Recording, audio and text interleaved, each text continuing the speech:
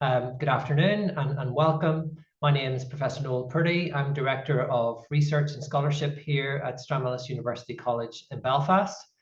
And on behalf of the University College, can I say right at the outset that we are absolutely delighted to be supporting the launch today of the Northern Ireland guidance material on developing practice in sustainability in the early years, and to see so many delegates joining us this afternoon from near and far, and more joining us by the second. The theme of sustainability is very close to the hearts of all of us here at Stranmillis. Because of its crucial importance, we are engaged in a number of initiatives right across the college to explore how we can fully develop and promote that theme, especially in relation to the early years, which has long been one of our key areas of focus in terms of teaching and learning, but also in terms of research and scholarship. Here at Stranmillis, for those who aren't familiar with the college, we're also very fortunate to enjoy an absolutely fabulous 46-hectare woodland campus site, which our degree programs exploit to enhance our students' understanding of related issues. The use of the grounds has been a particular focus of our recent centenary celebrations, with the launch of our centenary nature trail, jointly created by Stranmillis College here and the RSPB, that's the Royal Society for the Protection of Birds.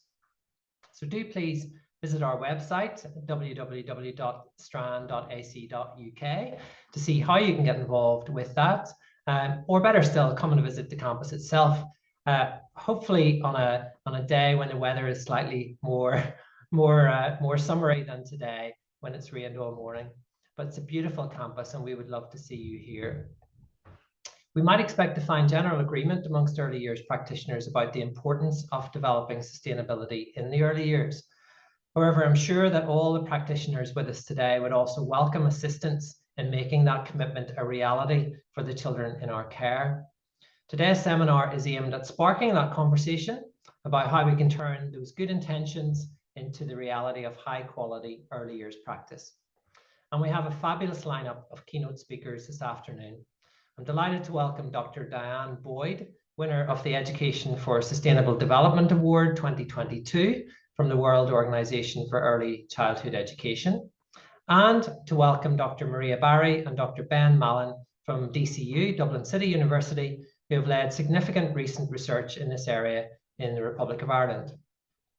I'm especially proud that my colleague, Stranmillis University College's own Dr. Andrea Doherty, co-author of the Northern Ireland publication, will introduce us to our new local guidance material to support us as we develop our own and coming generations' understanding of creating that sustainable future.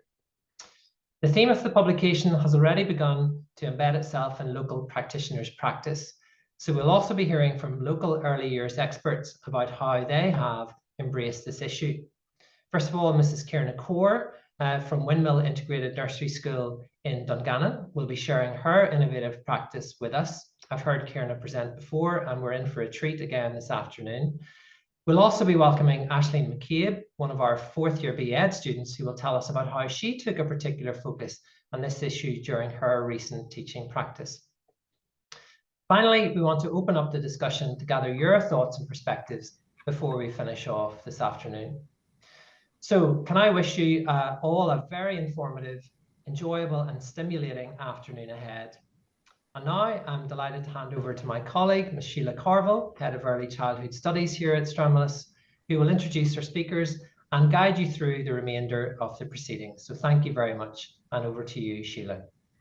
Thank you, Noel, for setting our seminar in context there.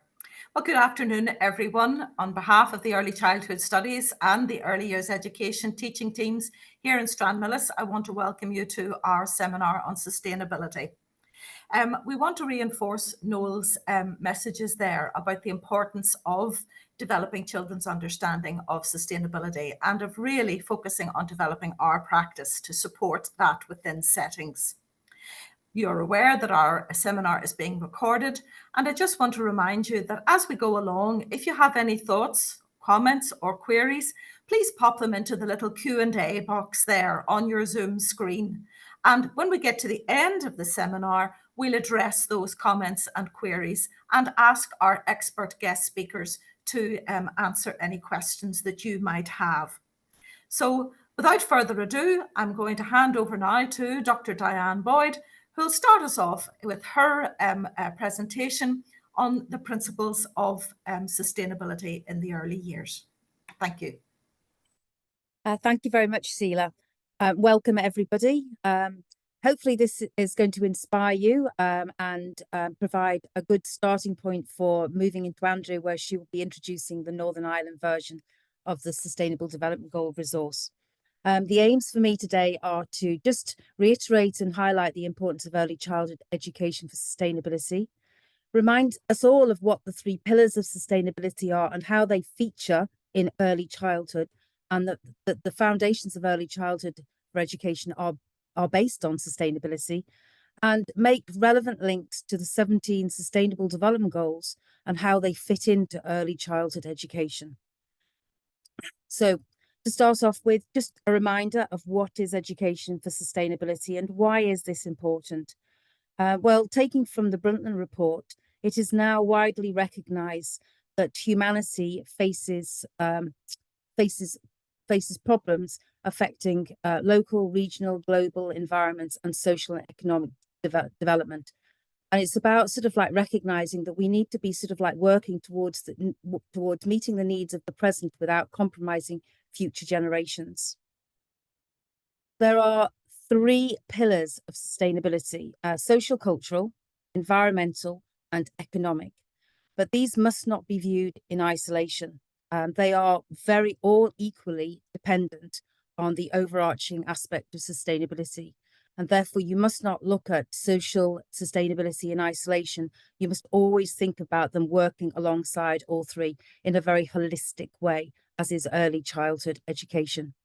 So I'm just going to start off with just going through what do each of the pillars mean and providing you with a little case study of research that went along and shows how early childhood for education will fit very neatly into each of these pillars.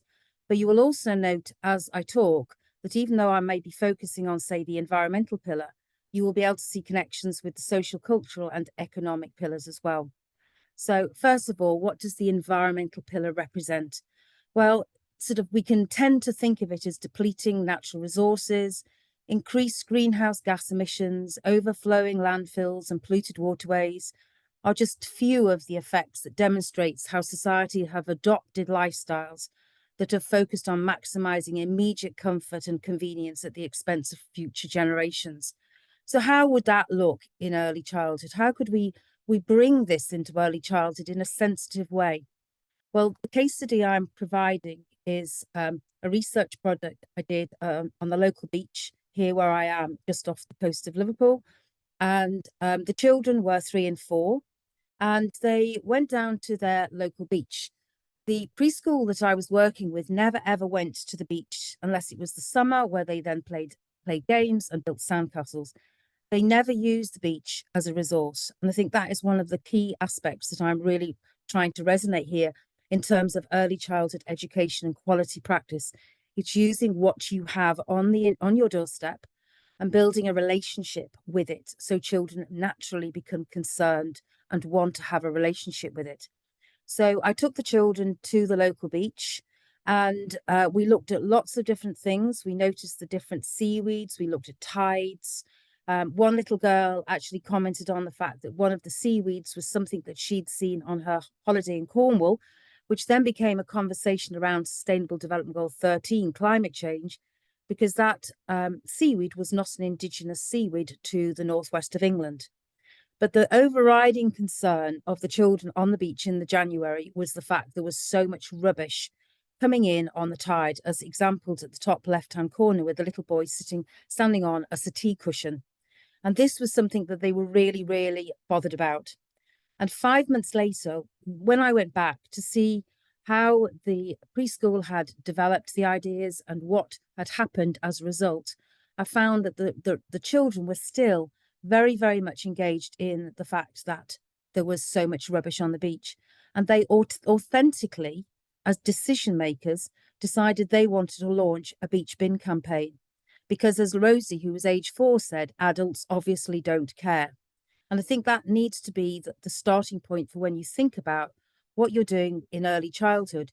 These are the children who are the future generations, and we must be mindful of it. So that's just a little case study of environmental sustainability, but you can obviously see connections with social, cultural and economic as well. So what is the social cultural pillar and what does that represent? Social sustainability is concerned with all those social, cultural and political issues that affect the quality and continuity of people's lives within and between nations. Sustainable societies are therefore considered just and inclusive societies, which may be characterized by words such as participation, emancipation, freedom, security and solidarity.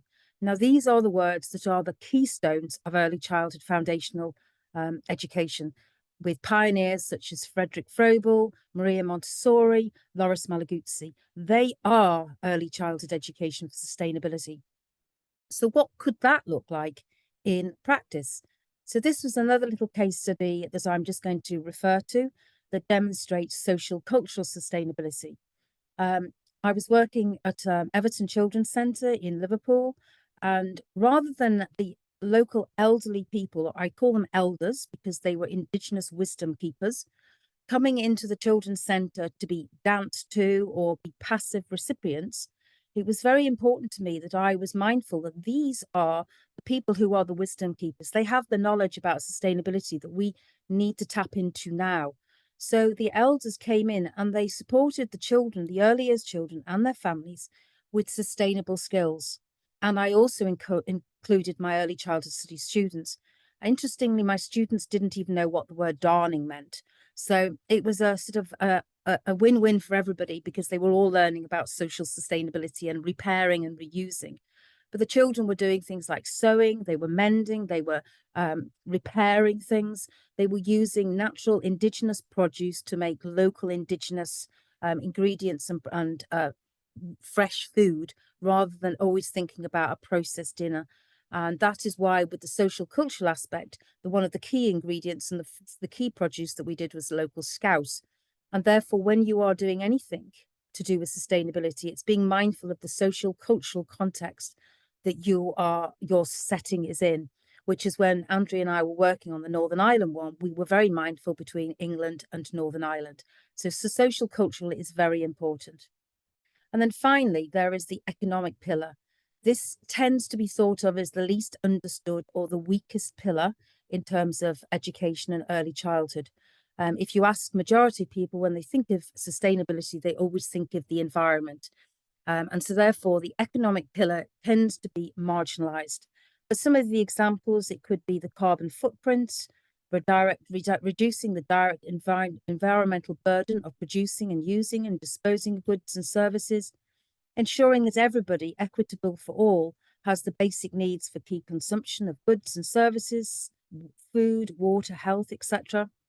Considering the effect of your actions on others, this is really important in early childhood, so that you're starting to help children to start to develop empathy towards others, and others being human and non-human, and therefore having that sort of connection with their community and neighbourhoods, so that they are aware of the lifestyles and the social cohesion and the traditions that are within their community. So a little case study to reflect how that might look in early childhood is a case study of a research project I have been doing in Wales. And the examples that I've provided are from the nursery through to reception and year 1, so from 3, 4 and 5. And every single class in the school has a business. They run an enterprise business and they run it completely as children, as decision makers. And by the time they're year 11, by the time they're in year 6, when they're aged 11, they are talking about circular economy, profit and loss, and profit and spreadsheets. So it starts in the early years. And you can see here some of the examples of things they were doing. They were designing seed packets that they were selling to outside at the gates. They had worry worms, which they were selling, and all of the profits for the worry worms, they decided needed to be sent to Conway's Mind, which was about helping, they said, people with poorly minds. So again, you can see the social cultural link and the environmental links threaded throughout. But it's hopefully these 3 little case studies have just demonstrated how the 3 pillars of sustainability could be easily embedded holistically into your early childhood practice. So therefore, the challenge for educators has always got to be to develop educational systems and pedagogical practices that are sustainable, but they are all recognise that they are all interdependent, holistic, and that they must mutually reinforce each of the 3 pillars and obviously the 17 Sustainable Development Goals, and also holistic early child development. So what is our challenge? Our challenge is to start to shift thinking so we can encourage children and adults together. It's not a hierarchical aspect, it's about a co-constructing, collaborative view to value our world and our planet. Early childhood provides a place and an opportunity to make sustainable choices, allowing young children to learn about the cause and effect of all actions on the world and their local community. They need to understand the importance of being accountable and taking responsibility. And as you can see from the Beach Kindy example, the children are aware of the importance of being accountable. It was the adults who aren't. So we are trying to help children to understand the consideration and the empathy for each other and the planet, and having a positive impact on all 3 pillars of sustainability. So why is early childhood relevant? Well, key pioneers highlighted that education should be about experience. It's about doing. It's about a process of mutual action. It's about sort of working together. It's about leading to participatory action so that you're developing democratic communities of learners. As I've said, it's not a hierarchical aspect. And when we highlight the resource later on, you will see that it's not about learning outcomes. It's not about assessments. It's about provocations that you follow the lead of the children. They're thinking, where is it taking you? Because as Loris Malaguzzi advised, we have to recognize the power and the potential of children. We have to move away from this idea that children are passive and vulnerable and that they can't make massive decisions about things and that we can't discuss things because it's too sensitive. We have to recognize that we need to be developing a democratic community of learners together with the children. So again, why is early childhood important? Well, research has shown time and time again that it is a time when foundations of many fundamental attitudes and values are first put into place. We know from research and from experience that even very young children are capable of sophisticated thinking in relation to social, environmental, and economic issues, and that the earliest that we can introduce these ideas, the greater their impact and influence can be.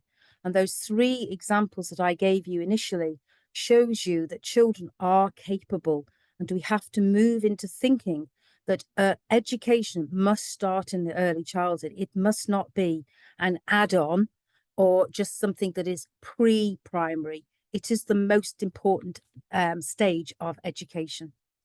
So how does this all fit in to the Sustainable Development Goals?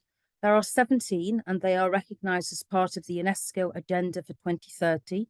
And like early childhood and like the 3 pillars, they must not be viewed in isolation, but they are interconnected.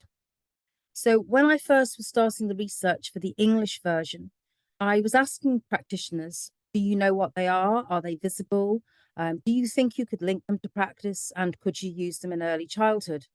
And the majority of opinion was that they had never heard of them. They didn't know what they were. If they had an idea of what they were, they would link them to either maybe science. There was one possible linking to the British fundamental values, but the majority of them, and still I would say 3 years later, I am still finding that the majority of teachers do not know, or practitioners do not know what they are. And therefore, this is why this conference is so important. The Welsh school that I visited for the research was the only school I have ever been in where the Sustainable Development Goals are visible both inside and outside. As a result of the research, the English resource was launched on December the 8th in 2021. And today we are launching the Northern Ireland version. There is an Australian one which is launching in June and July. But each of them are very cultural and contextual to the community and to the country that they are part of. So I'm now just going to sort of just walk you through some of the ideas. So you're thinking, well, how would you link the Sustainable Development Goals to early childhood? So SDG 4, for instance, is about quality education. And I think, as I've already said, we have to recognise that it's not about just pre-primary. It's about providing children with a quality experience, immersing children in all of their environments, and developing a relationship with all of the inhabitants. And I mean non-human as well.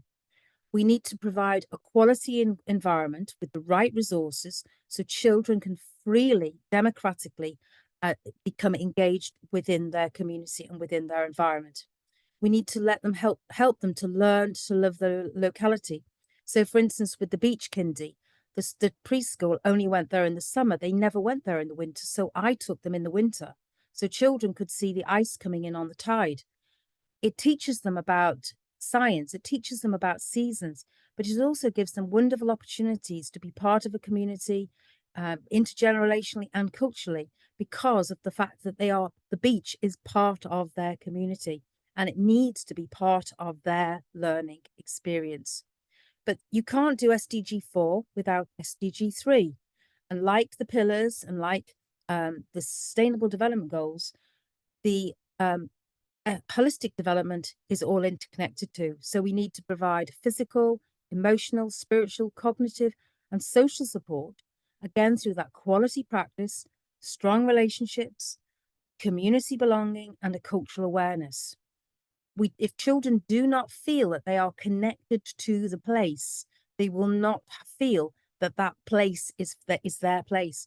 And if we do not develop that feeling of a relationship, we are not going to develop children who are interested in caring for their locality and caring for their planet.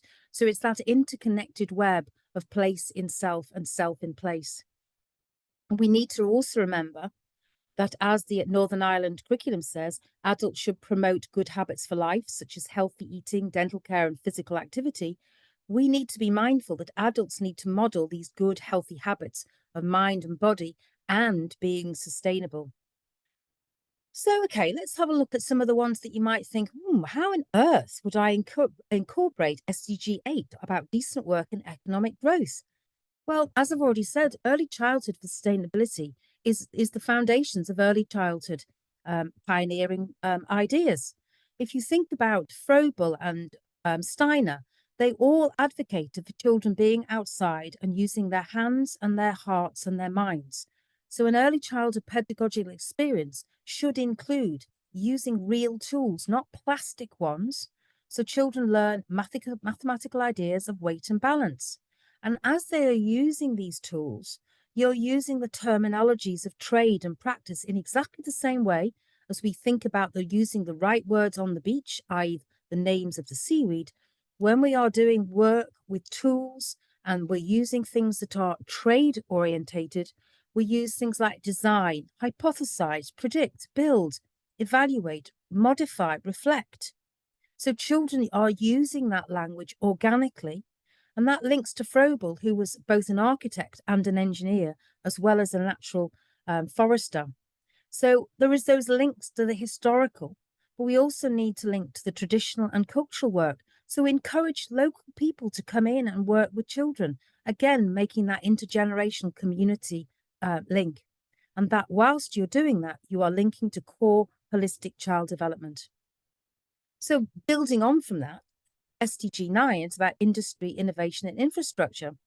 Well, one of the skills that was identified with the intergenerational project was that weaving fences and building fences is something that's being lost, like lots of skills that are being lost. And therefore, early childhood provides us with an opportunity to start embedding these lost skills. So you could have a project in your garden where you're designing a fence to protect your garden area. But rather than it just being something that is just created and made for the children, you encourage the children to be part of the process from beginning to end. They design the fence to protect the garden. How big does it need to be? Where do we get the materials from? What are the best materials to use? And if it falls down, you evaluate, why has it fallen down? And therefore you're helping children to have those ideas about building and industry and economic growth. You shop for the materials. Project I'm doing at the moment with Everton is the children have just been to B&Q to buy the materials using real money, not a plastic card. They were using real money, so that that is linking back to SDG 8. You practice using small scale building materials, evaluate as you go. And obviously, as you're building, you're using a mix of both fine and gross motor skills. And it teaches children not just about coordination, but again, that important aspect of collaboration, which links back to Froebel and Montessori and Dewey and Laura Guzzi about the community of learners, as well as linking back to SDG 8. And this then builds on to SDG 11, which is about sustainable communities and cities. We have to remember that our community is not just the human community that we live in. Children need to be aware that everything is not just about a human-centric perspective. It's about recognizing that there are others that live within our world, and they are just as important within our world. So, for instance, when you are designing and making a bug hotel, it's not just about the process of designing it and constructing it. It's actually thinking about where are we going to construct it that is not going to damage the non-humans that are already living there, so that the children start to develop empathy. They also start to find out about the names and the types of insects that live in their garden. Where do they like to sleep? Where do they live? Where do they roam? What sort of foods do they need to eat? These are all key questions, and obviously that links back to SDG 4, SDG 3, and also SDG 13 and 15. And it's really important that we also help children to record the visible thinking. So it's not just something that is done in isolation. It offers the children the chance to go back and reflect and revisit and articulate their thinking, so that helps them with their skills and their concepts. So again, building on with the sustainable skills and communities, Maria Montessori made the point that adults just pass by. And maybe when we're out and about in the community on neighbourhood walks with children, we're not just going from A to B. You're actually being part of that community. So you're recognising the shops that are on the high street, that you go with the children to buy apples that are going to be the snacks for the children in the setting. They're using the real money, but they're also recognising the language of the neighbourhood. We're going to the greengrocers. We're going past the cobblers, the butchers. So children, again, learn the names of the trades. But they also could ask sensitive questions. How would you, as a practitioner, address if a child said, "Why is that man sleeping in that doorway?" Or "Why is my favourite shop being boarded up?" These are questions that you might have as a result of just being engaging in your local community and your neighbourhood. Other sort of things you could do around sustainable cities, I mentioned very briefly with the case study about economic sustainability, is that the children were selling directly to the community. They grow, they have eggs, they make chutney, and that they sell it outside the school to the local community. And the school actually had King Charles come to buy eggs from them. They are that sustainable. SDG 12 is about responsible consumption and reproduction. I think we can all say that recycling is one of the most key sustainable activities that we do in early childhood. Take it a little bit further. The image in the top right-hand corner is of a beautiful wall that was built in a setting where the children designed and built the wall recycling large white milk containers that were filled with sand, and then with the support of their elder, their expert, they cemented over them to create a wall. The STEM that is involved in them doing that, in the fact that they could see how the powdered cement, when water was added, changed and made a different consistency and then became a solid wall, provided lots and lots of a wealth of STEM type questions. The other example that I've put there is recycling biodegradable cardboard tubes for seed cases. So again, you're encouraging children to recycle. So it's not just about recycling and putting into recycling bins. You're saying, how can we recycle, but how can we reuse? And we, again, with compost, we realise that compost is important and a key part of early childhood. And in the resort, it gives you a few examples of different types of composting and trying to steer children away from wastage in food and trying to work towards a zero food waste perspective within any early childhood setting. And that, as you can see in the Northern Ireland curriculum, it says children can show interest in and care for their environment. So I think if you were asked, you would probably say that in terms of early childhood, the area that most people feel most comfortable about is being outside in nature. But it's really important that when you're outside in nature, that we use the right names of trees and birds and insects and flowers and plants, rather than, as I've heard in the past, practitioners talking about the tree or the leaf. You actually name them so children are familiar. And if you don't know the names, you worked with each other to learn them. That's the collaboration, that's the community of learners. The children need to be able to learn to discriminate between shades of green and brown. It's not just about green.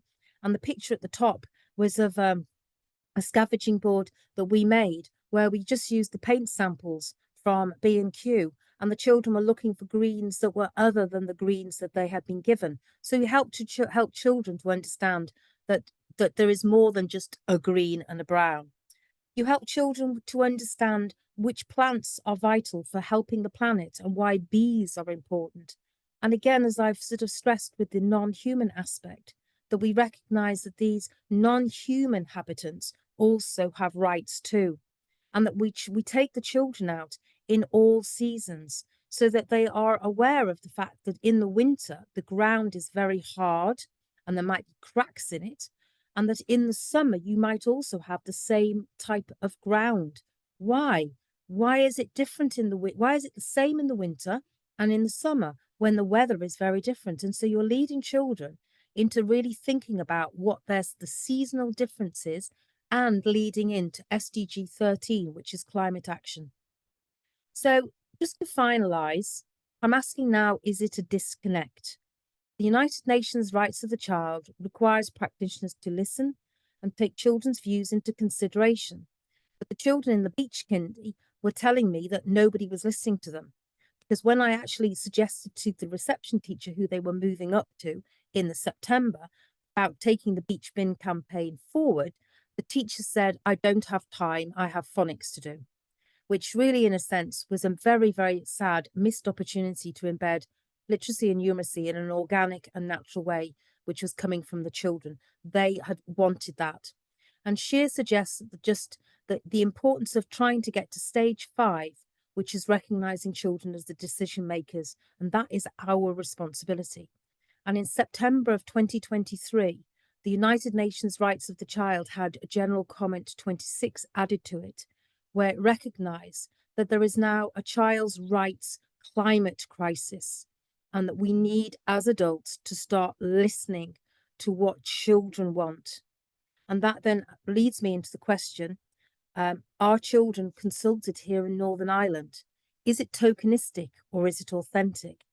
In England, we have the Department of Education, Sustainability, Climate Action, and they highlight the importance of children being active. But do we really, in policy and practice, encourage children to be active in policy and practice? And that really is the question that I'm going to leave you now and hand back to Sheelagh as being the question for us to think, is there a disconnect? Thank you, Diane. I see already that we have so many important points coming forward for consideration by our practitioners attending today and by those who will watch the video in the future. Lots of challenging ideas for us to take on board. So, building on Diane's principles of sustainability, I want to call on my colleague, Dr. Andrea Doherty, who's going to introduce the Northern Ireland guidance material, which is being launched today, so that we really bring it into our home context and see how we can see what can be best done in our own local area. So over to you, Andrea. Thank you very much, Sheelagh. And thank you, Diane. I think Diane set the tone there perfectly.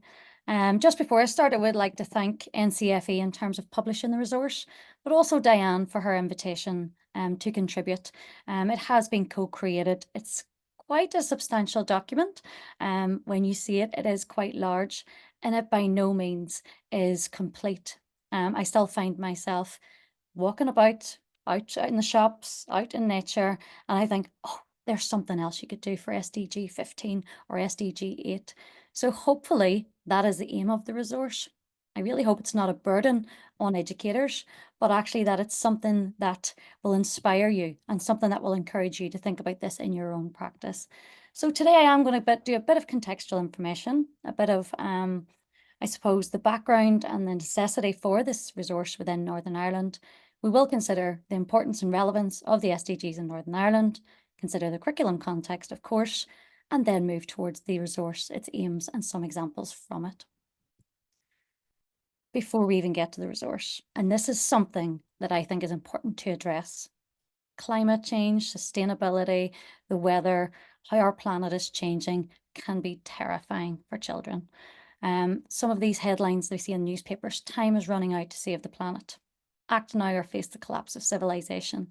Even the quote in purple here at the top from Greta Thunberg, this can seriously impact children's mental health. Save the Children did a study in 2022 with 3,000 12 to 18-year-olds, and 70% of those children were seriously concerned about the earth. And out of those children, 60%, it actually was said that it was having negative impacts on their mental health. Children were experiencing things like worry, angst, grief, feeling a bit of guilt there as well. So we do have to be careful as practitioners, as parents, as carers, and whatever role we play in terms of working with young children. We have to be very careful in terms of how we address these issues.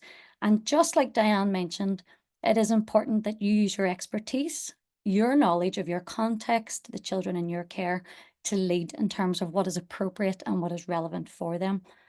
This is a nice little resource we've come across, and it came from COP26, a teacher's guide. And it says that we should hear climate anxiety. And of course, we hear it being referred to by other terms, such as eco-anxiety, for example. But we should hear it. We should give children, number one, hope. We should let them see that outside of all the negative and terrifying headlines, that actually there is hope. There is a different future that can be out there. And again, that will hopefully help to motivate those young children. We need to have empathy. And again, that's where your expertise as practitioners come into play. You have empathy with the children and their context in terms of what is actually possible and what is capable of change. It also encourages empathy on behalf of the children, which Diane talked about, with our non-human populations on Earth or with the environment itself. Number 3, there we see action. And this is where, again, in our local settings, we give children examples, motivation for things they can do to help, giving them clear-cut actions so they can see exactly where they can impact change. And finally, relevance, letting children see, why is that action relevant? Why is it important? And how am I actually then impacting the environment and changing maybe in terms of sustainability? And I love this quote just from Richter, and I think this is the key thing for all early years educators, practitioners to think about. Do not wait for extraordinary circumstances. Do it every day, our ordinary day-to-day work with our young children, so that they see exactly how to live and act and behave sustainably to one another and within the environment. So here, try to remember that before you even get to our resource.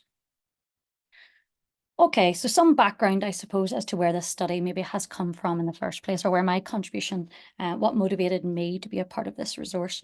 And number 1 really is personal experiences. I think everyone here today can attend to how childhood has changed. And when we think back to our own childhoods, we now see children coming up in a very different world. What Louvre referred to as a denatured childhood.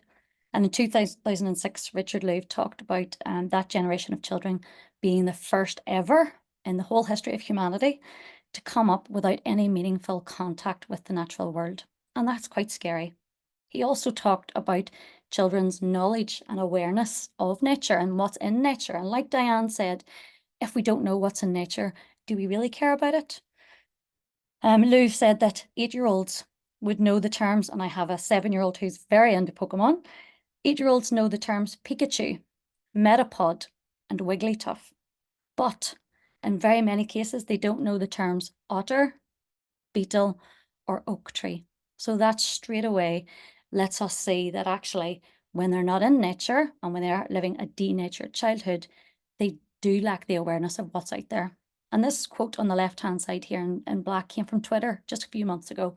And it's a teacher talking about how children couldn't do food chains today because they didn't know any animals past a rabbit, a sheep, a cow, and a worm. So it's a very, very real issue that needs to be addressed. Another point, I suppose, of my motivation for this resource is that I do teach in Stranmillis within the areas of STEM. And we do a lot of outdoor learning in terms of that. STEM is a pillar of sustainability, and Diane has addressed that. And if we look at SIA's documentation in terms of those science skills that children learn, we see observation. What more vital tool or skill can children learn through engaging in scientific thinking and observation? How important that is for our SDG development? The big issue for us really is that in Northern Ireland, evidence dictates, both formally, so from ETI, for example, in 2015, that science is not being taught. And anecdotally, we know that this has been happening. The amount of science taught in schools, science and technology, is reducing and reducing. And would we accept that for literacy or numeracy? Definitely not. So why do we accept it for science and such an important subject, considering the world that we are in at this moment in time? Outdoor learning as well, Diane has already addressed the huge impact of outdoor learning. When children are outdoors, they see what's around them, they develop more awareness of it, more respect for it, and eventually ownership of it. And at that point, they care and they want to look after it. Down in the bottom here, we can see that a student teacher science survey. Now, this was carried out back in 2020. It's actually running again at this current time. We surveyed our first year students coming in before they had any science inputs, and we're doing it again at the moment before they leave in their 4th year. We looked into things like their science background, their science knowledge, and of course then looked at issues like sustainability, for example. And 2 key things came out. Number 1, fewer and fewer of our students are coming each year with a science background. So our STEM agenda in Northern Ireland talks about getting more students on board with STEM subjects and taking them to 3rd level. Something's not working. So this resource hopes to target the early years and get those STEM subjects in as early as possible and develop those attitudes and perspectives. Will everyone be a scientist? Definitely not. Okay, and we don't expect that. But if we have a scientifically literate society and context, there is much more knowledge and awareness in there then and towards developing those SDGs in environmental education. The second point from that survey was that students are highly passionate about sustainability and environmental education. 92% either agreed or strongly agreed that it needs to happen in that primary setting. So as early as possible is what's important to us. The last point here is a module that we've introduced for our year 3 and 4 students on the BEd. And they can opt into this module, but basically it is about teaching sustainability issues across the primary school. We work with local partners such as RSC, Northern Ireland Water, Keep Northern Ireland Beautiful. We had Drumlin Wind Energy Corporation in just this week. And of course our local skills, and eco skills is a big focus in Northern Ireland. Students went out to deliver lessons after being scaled up and engaged then with children across Northern Ireland in terms of issues and activities. And a lot of what the photographs and ideas for activities in the resource today have actually emerged from that module and from the work the student teachers were doing in schools. So all of this is culminated in towards building this resource, which hopefully will be a source of inspiration, a source of reassurance that what we're doing is the right thing, going forward for student teachers, practitioners, early years workers, and so on. So there is a need there for this resource, I believe. Are the SDGs important in Northern Ireland? I'm just going to stick up 3 images and you can see straight away our environment is changing in Northern Ireland. Lough Neagh, we all know that that's happened at the moment. The story in the middle came from BBC News. There's a 40% decline in species in Northern Ireland. And of course, the awful flooding that's going on all the time, as Noel already alluded to, the weather has been really awful the last few days. What date's today? The 27th of March, it was 5 degrees this morning. Okay, so our climate, our weather is changing all the time. Our environment then has a big impact on us locally, whether indirectly or directly. Children need to think about what they can do and how they can contribute change in our local environment. So the curriculum. So in Northern Ireland, we have a preschool year for children aged 3 to 4 years. We then have our foundation stage of primary school, where children are aged 4 to 6. Interestingly, neither the preschool nor the foundation stage curriculum mention the SDGs specifically, and that's fine. But when we look closely, we start to see the SDG principles and morals screaming out from our curriculum. So there is space in there And it's very possible that the vast majority of schools in Northern Ireland are already delivering aspects of those sustainable development goals. If we look at the preschool curriculum, the world around us, our personal, social and emotional development areas are key, but I've also pulled out these 2 boxes specifically.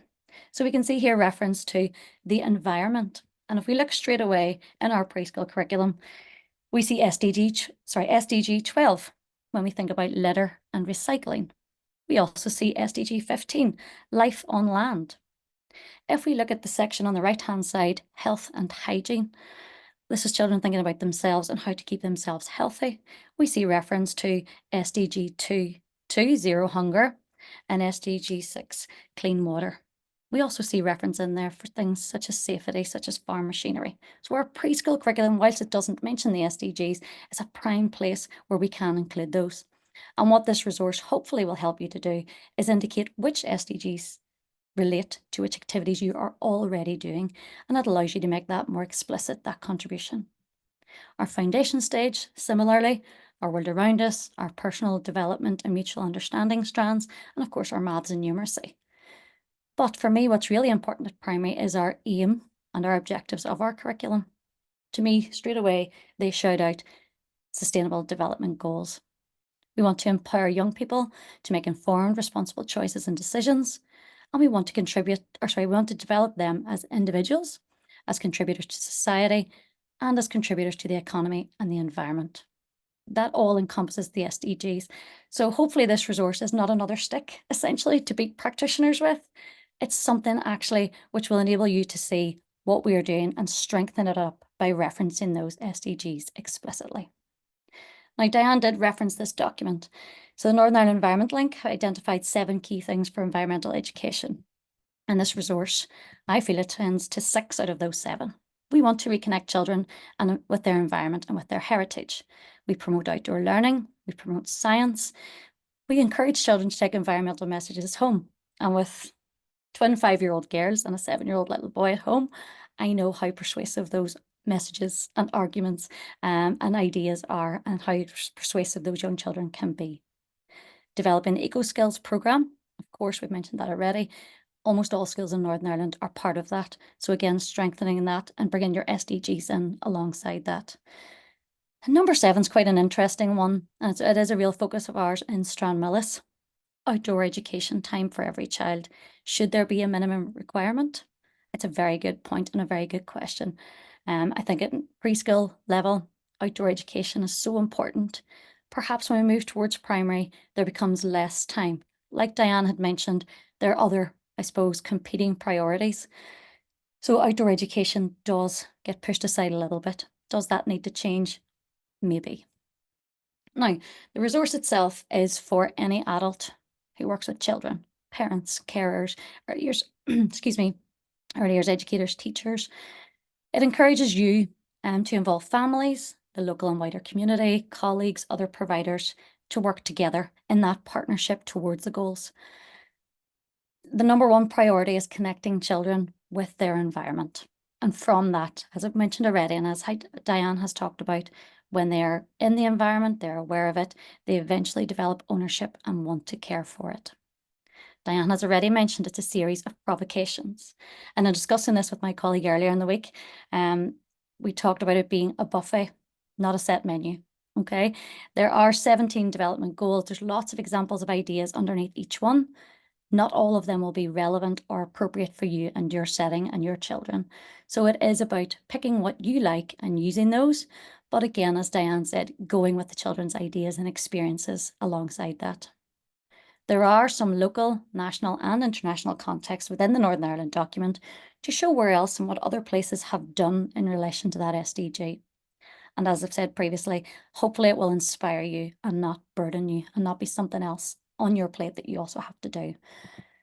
So what does it look like? Well, the resource is just 1 page from it here on the left-hand side. There are references to storybooks, there are activity suggestions, there are photographs and case studies, there's professional reading for the adults, there's some video links embedded within it also, and of course there's lots of questions. Questions to encourage not just your thinking, but also the children's thinking. You can see at the top there exactly what Diane said. the interweaving of the SDGs as well, and the different ones that are relevant to specific activities. The openings that we see really for you to get these activities in place in your setting, if we're thinking about the day-to-day running, you're obviously going to think about sustainability activities, also about being sustainable in your nature. And I like this idea of create, don't consume. And I'm going to show you a few examples of each of these in a moment. We've also identified in here play, getting outdoors, and using your local wonders. And again, that ties in with what Diane talked about earlier.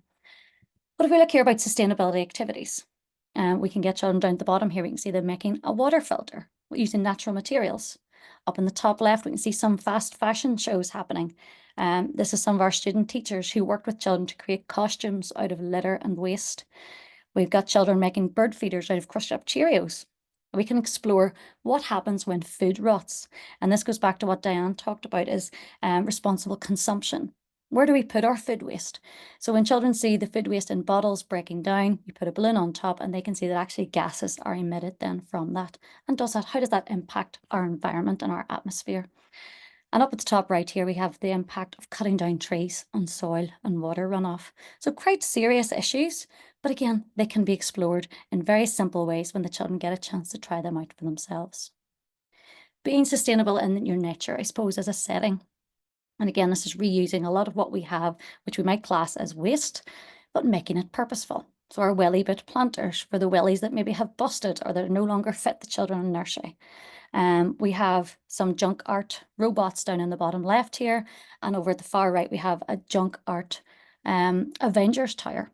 Okay, reusing things, which children have creativity and a bit of innovation, get them to try making something new. Down at the bottom, we see some trees being planted in a new setting. And again, of course, our water butts and growth, getting children to explore plant growth and what plants need. The two images at the top and the middle, the one on the right is a bird bath the children built from an old tire, as you can see. The left-hand side one's a little bit more difficult to see, but this is one of the nicest, I think, sustainable activities that involves a local partner.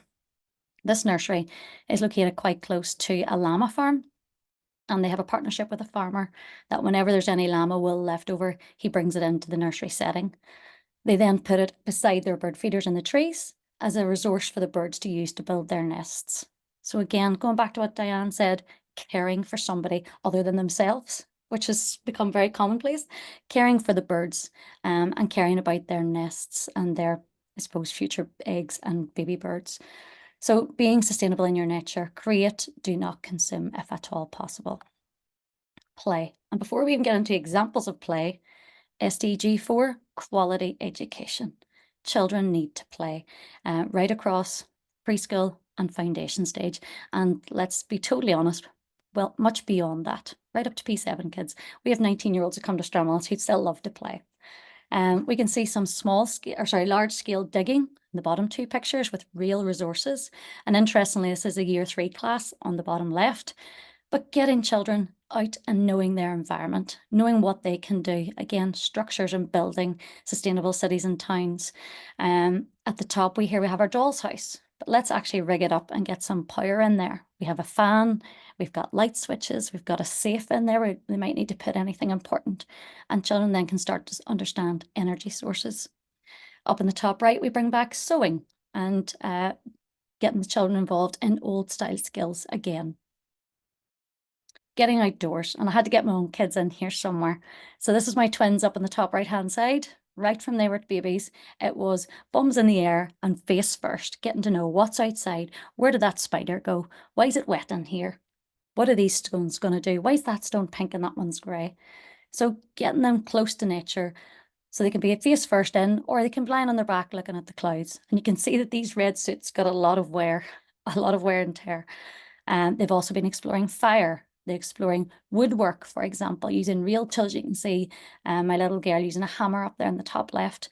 And again, working with grandparents, for example, in planting and waste and hygiene, compost bins, and all these sorts of ideas. So getting outdoors is so key. Using local wonders, and Diane has mentioned this one quite fully. Use what you have to your benefit. And that way, we talk about Steiner Waldorf. and they talk about wonder and awe in the environment. And I think we've lost that a little bit. So I love these trees with the faces on them. And we have one in Stranmillis. And I spoke to a teacher once who said she used that as her representation of Mother Earth. And before the children would go outside to play or to explore, they would ask the tree, Mother Earth, if they could go out and play. So it's being respectful again of nature. Use scavenger hunts at different times throughout the year so children become familiar with specific flowers, specific leaves or seeds. Do you have a fox or butterflies? Maybe there's a lot of birds and you can do a bird watch. This one on the left-hand side is my little boy at a bat walk. So the local nursery school have bats and bat boxes, and all the children and families are invited up at night time to go and explore those further. So use those local wonders so children start to learn where they're from. In Northern Ireland, we talk about the strand of place within our world around us. We need to let children understand their immediate place so that they really do care about it. So what's our next steps? We now have a second cohort of students coming for the sustainability module, and we'll be using this resource and getting them to evaluate it and possibly extend and develop it. We also hope to develop outdoor provision at Stranmillis itself. We're developing, Glenda Walsh and Sheelagh are both working towards this outdoor play lab, which is inspired by the Danish perspective. And just going with what Diane has mentioned, we have had discussions about children's perspectives on sustainability in Northern Ireland, and is there a potential research opportunity there? Very possibly. So a lot's happening, and hopefully this resource will be used. It's always good to get feedback, queries, questions. My email address is there, so please do get in touch. Thank you very much. Thank you, Andrea. Well, I think the thing that you have shown us, Andrea, is that this resource is very definitely not an additional burden on people. It is utilising their skills and their knowledge of their own practice and their own settings to really take forward some excellent practice. So we're certainly really delighted that you've been able to highlight some of those things for us. I think that was just fantastic. Moving on now, we didn't want to confine our consideration of the Northern Ireland guidance to just the Northern Ireland, and we wanted to reach out to our colleagues across the island of Ireland to make sure that we were taking a whole island approach. So I want to invite Dr. Maria Barry and Dr. Ben Mallon from Dublin City University, who are going to talk to us about recent research in the Republic of Ireland on just this theme. So over to you, Maria and Ben. Many thanks, Sheelagh, and good afternoon, everyone. And can I say thank you very much for the invitation to participate in the event, and many congratulations to Andrea and Diane and all involved in the development of the guidelines and hosting this launch as well, which is really important to draw attention to it. So as Sheelagh said, we've been invited to present to you to, I suppose, give you some examples from a different context from the Republic of Ireland. So I'm Maria Barry. We're joined by my colleague Ben Mallon, and Dr. Thrace Farrell also worked with us on this study. So it's a collaborative effort. We all work in DCU's Institute of Education, which has undergraduate and postgraduate students from early childhood education right up to further education and training. I myself come from a global citizenship and history background. Thrace comes from an early childhood background, and then Ben comes from a global citizenship and geography background. So very much kind of working collaboratively, as has been kind of illustrated throughout the event so far. So we are going to present to you on a study that we carried out last year in the area of global citizenship education in early childhood education, which looked at future practices and current possibilities within the Republic of Ireland. I suppose we know and understand that the event today is focused on sustainability education and education for sustainable development, and we might talk about the kind of overlaps between them, but also how the kind of concept and the theme of sustainability did come up explicitly within this study as well. So in terms of just a little bit of the wider context, as I've said, we're presenting to you on some of the findings from a scoping study that we carried out on current practices and future possibilities for global citizenship education in early childhood education. And this was a research activity that's part of a new global citizenship education program called Global Village, So Global Village is funded by Irish Aid, which is at the Department of Foreign Affairs in Ireland. And it is seeking to support primary schools and teachers to work with their children to become active global citizens. And as with the programme, the research study was also funded by Irish Aid. So the purpose of the study was really, like I said, it was scoping in nature and really to provide a preliminary assessment of global citizenship education in early childhood education, to see what current practices are, to see what the possibilities are, and also what the needs are. Just to kind of give you a little bit of the focus, so in terms of what we looked at current research, current policy, and current practice, and then the recommendations that we have made arising from the report also relate to policy recommendations, recommendations for further research, and recommendations for practitioners as well. We had 3 specific questions that we wanted to look at and contribute to answering. So the first was, what are the current examples and expressions of global citizenship education and early childhood education? What are the possibilities for extending it? And what are the needs and challenges? And as you listen to what emerged from the study, I think you're going to see that some of what Diane or a lot of what Diane and Andrea have spoken to was confirmed and affirmed in our study. And maybe we can kind of build on and extend some of those ideas as well. So what did we, I don't know if my slides are moving on there. Just see. Apologies.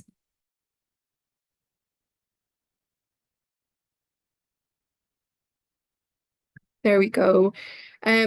So again, maybe just for the context within the Republic of Ireland, we define early childhood education or early years education as including all children from birth to 6 years.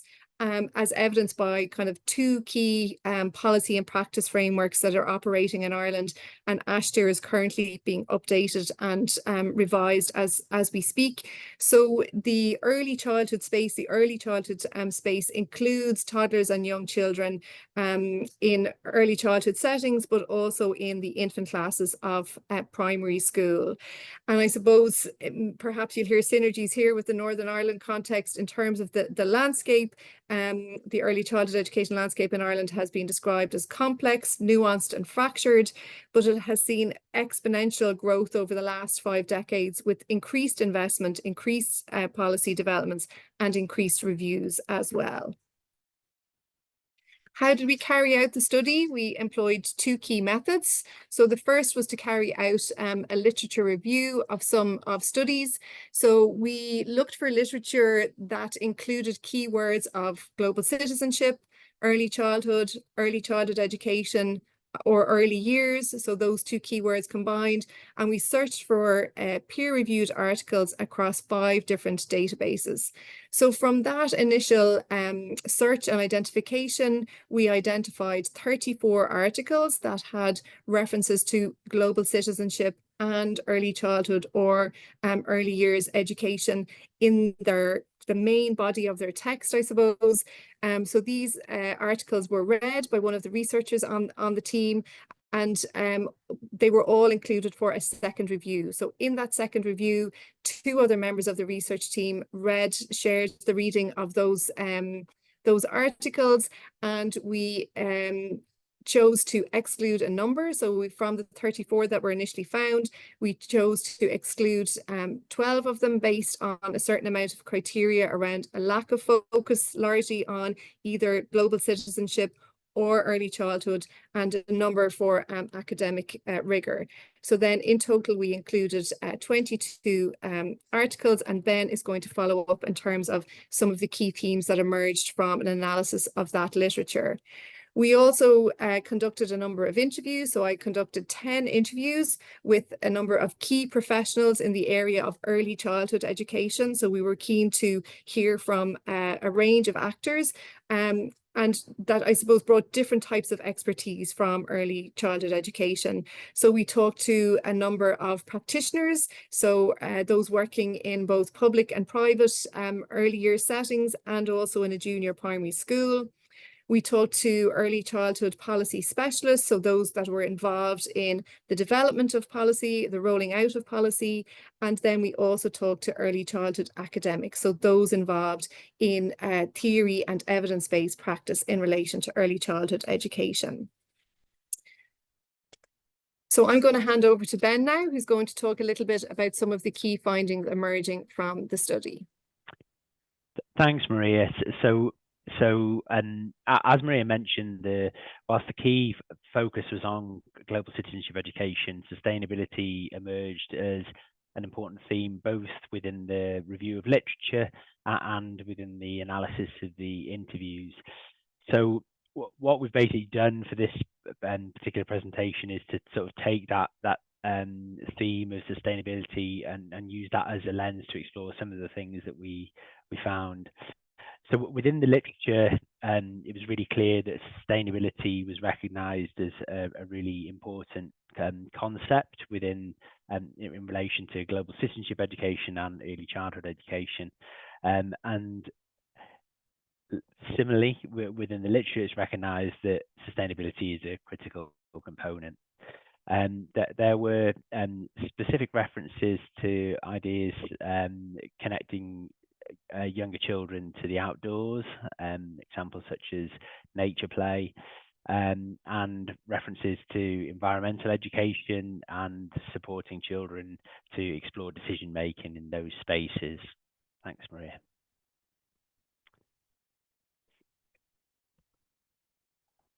So in terms of, could you flick onto that next slide there? Oh, cheers, Maria. So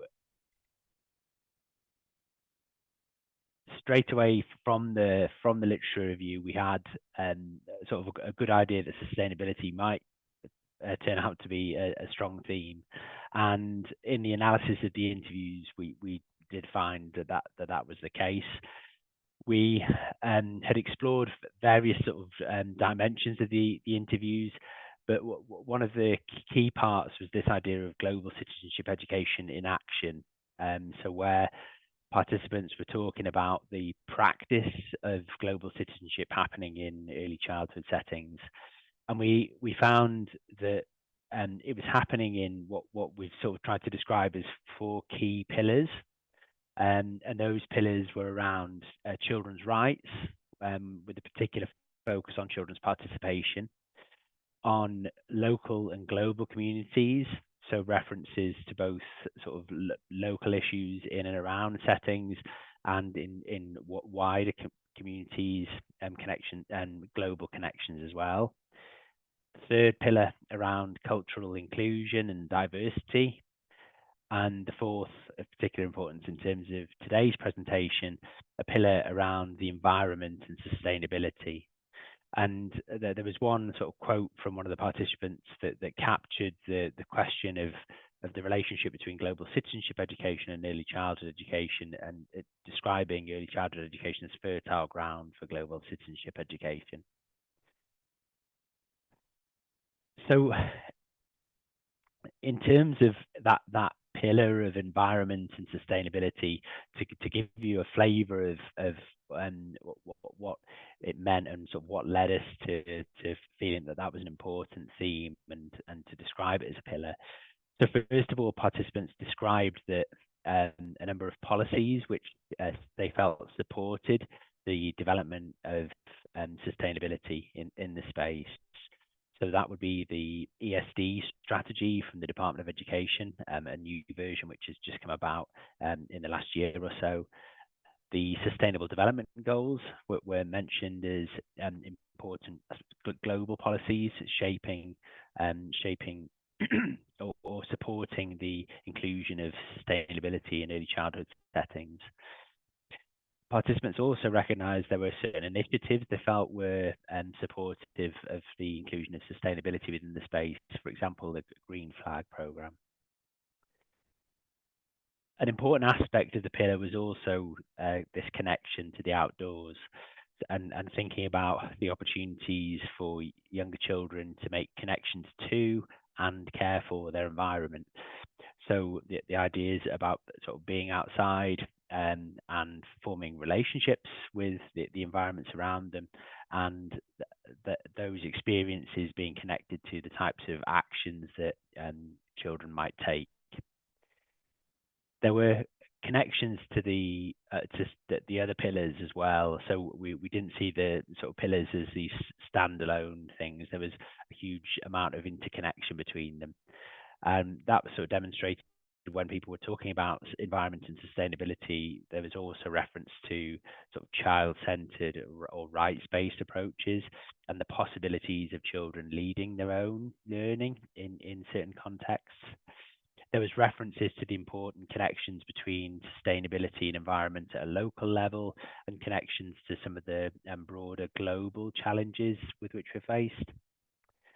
There was also reference to the possibilities in terms of certain approaches, both inquiry-based and problem-based approaches that underpin that pillar.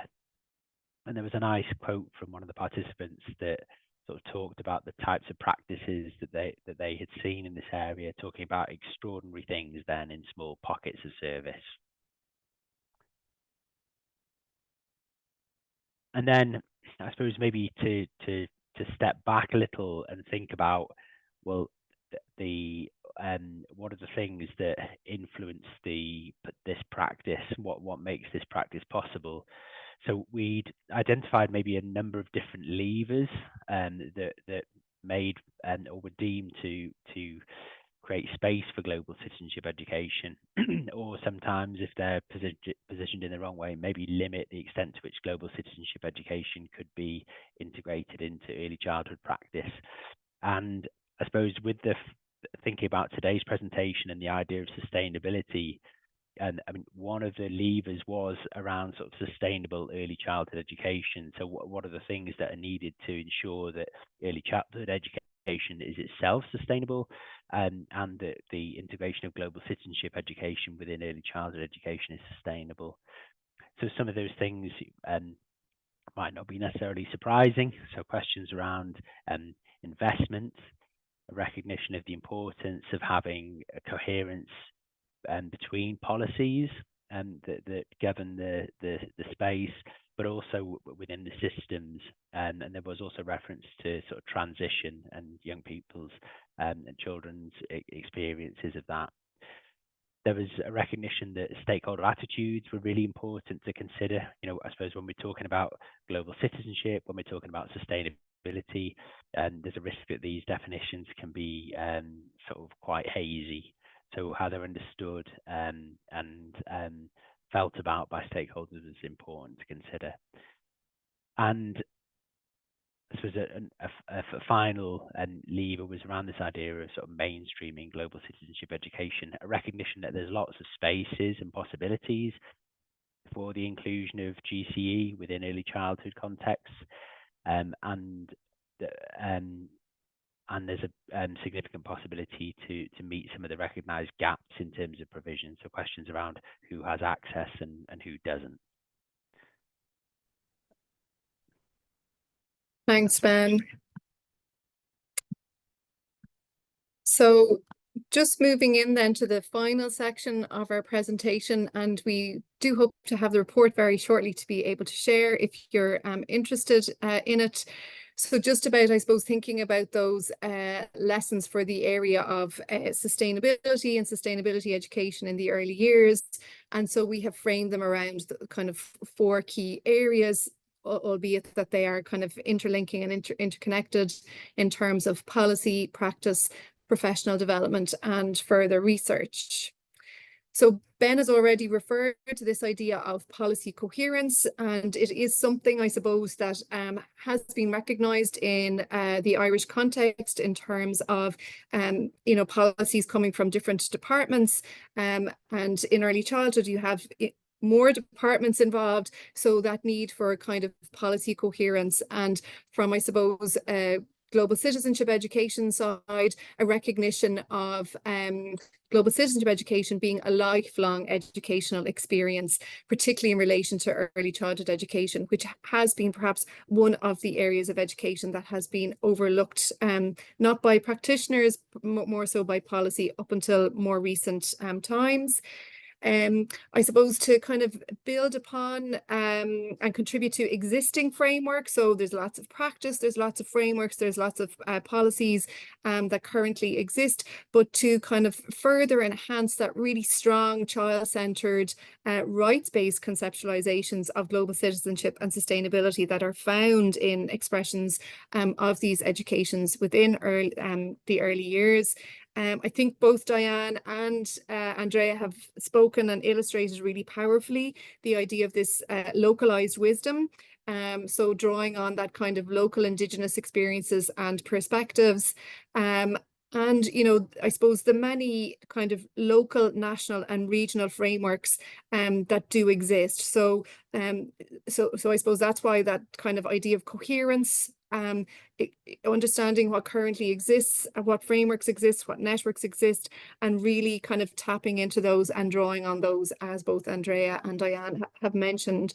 In terms of recommendations for practice, so, and again, this is something that comes very naturally and innately to many early childhood practitioners.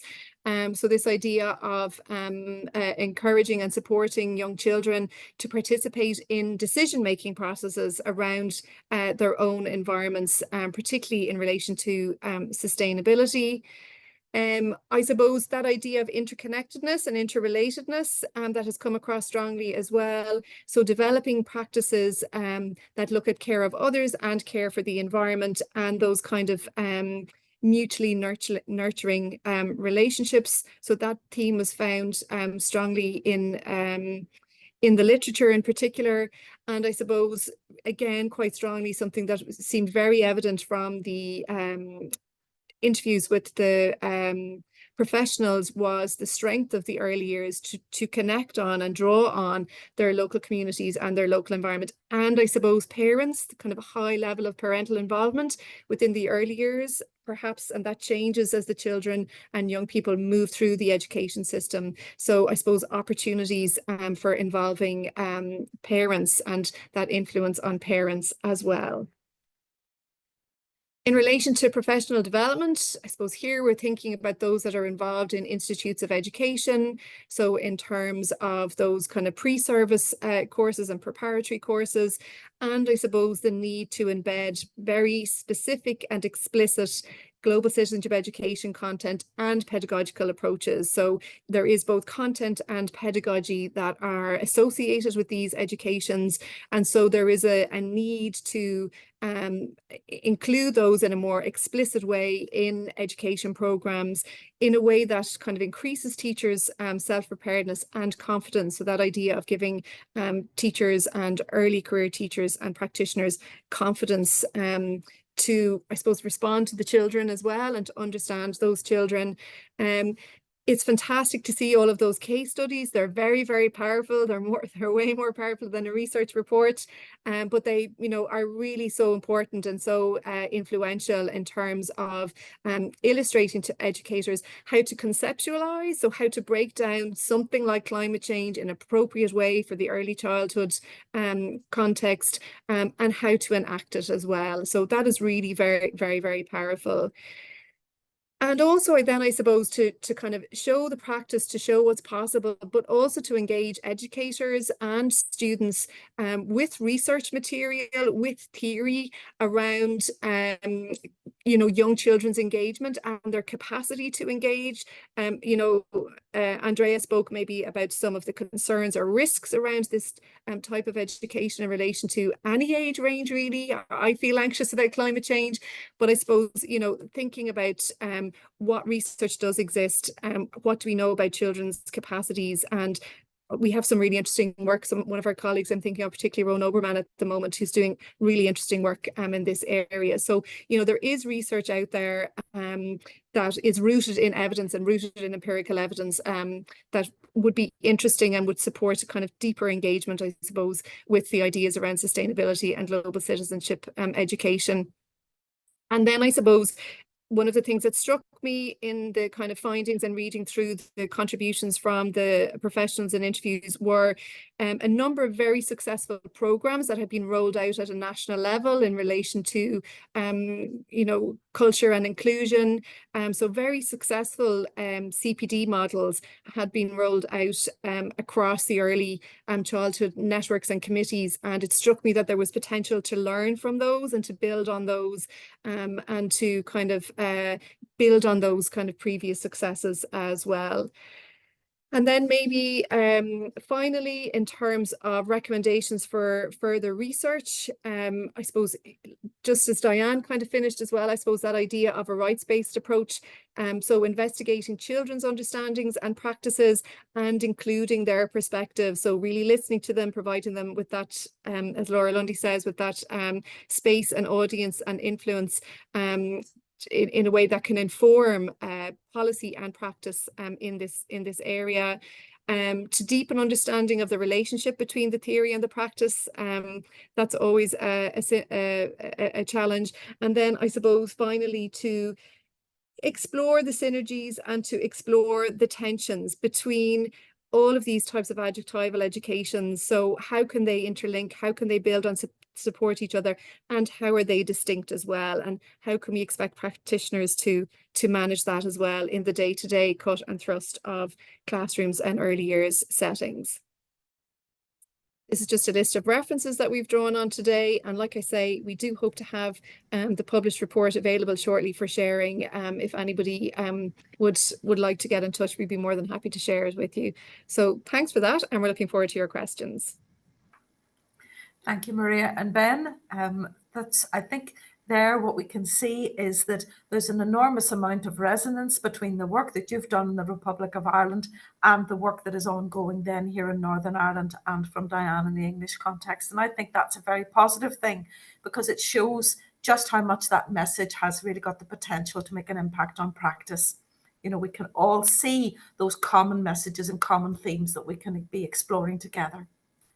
So moving on then to those practitioners to hear from the people who are doing the implementation of this high quality work already. And I want to call on a friend of Stranmillis, as Noel has mentioned, Mrs. Kierna Corr from Windmill Integrated Nursery School in Dungannon. And Kierna is going to share her practice with us, which is recognised, of course, as being of a very high quality in terms of the children's experiences in these very themes of outdoor learning sustainability. So, Kierna, over to you. Thank you very much. It's quite the introduction. I hope I can live up to it. And let's see. Okay, so here we go.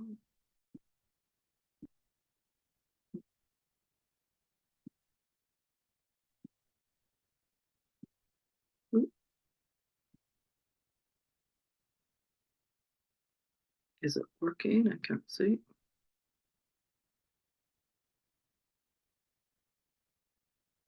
Mine's paused. I'm going to stop and start again. Oh, there we go. Sorry. Try again.